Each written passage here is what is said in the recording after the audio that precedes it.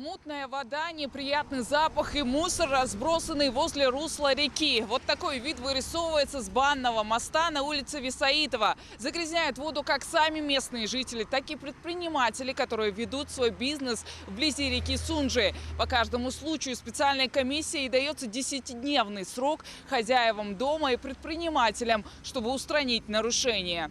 Однако, по словам жителей, проблема с вбросами сточных вод существует более 10 лет. Пока одна часть населения незаконно прокладывает трубы, другая обращается в Минприроды, чтобы как-то решить этот вопрос. Жители надеются, что все же удастся и запах ликвидировать, и сделать все возможное, чтобы их дети смогли вновь поплескаться летом в речке. Вон канализационные люки, вон сейчас проскакиваешь, вон сетки. Сразу машину втягивает этот запах. А откуда запах? Это зараза стекает сюда. Так это матнулой.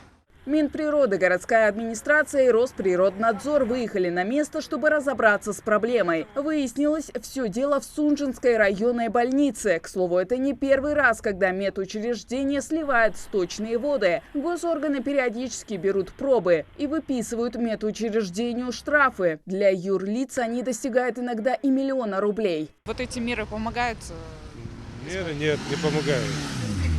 Данный сброс, если бы меры какие-то помогали бы, данного сброса не было бы. Стоки в реку направляются и через канализационные трубы жилых домов, заявляет Росприроднадзор. Только зафиксировать такие нарушения сложнее. Штраф физлицу за подобное нарушение предусмотрен в размере 4000 рублей. В одном только Назрановском районе вытащили порядка 500 труб. Экологи бьют тревогу. Помимо того, что загрязняется сама вода этими сточными водами, помимо этого тут и гибнут микроорганизмы, идет заражение, так как также мы понимаем, что в этой же речке летом купаются и дети, там же пьет воду и скотина, которая там дальше пасется, отходы. Совместно с прокуратурой города Сунжи проводились проверки по всей Сунжи. Выявлялись факты по несанкционированному размещению отходов в водоохранной зоне. Этот сброс был выявлен. В отношении администрации было вынесено на должностное лицо 50 тысяч. И такие меры принимали. За этот период, за эту рейдовую проверку было принято.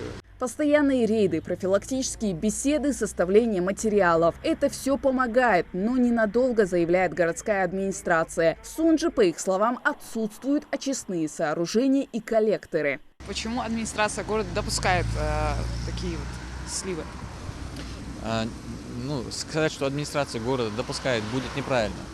Периодически проводятся рейдовые мероприятия, мы выявляем какие-то сбросы, мы их закрываем. Где-то с привлечением компетентных органов штрафуем жителей.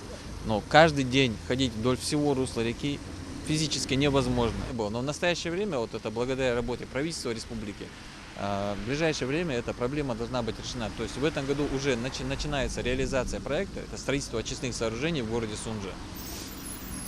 Финансирование там порядка около 3 миллиардов рублей. То есть это очистные сооружения, земельный участок под строительство очистных сооружений в городе, на окраине города уже выделен. В этом году начинается первый этап реализации этого проекта. То есть это непосредственно строительство очистных сооружений. Дальше уже будут строиться на территории города канализационные коллекторы. Проект рассчитан на 4 года, но завершить планируют в более сжатые сроки. Хава Гайзекова, Мухаммад Дидигов, Новости 24.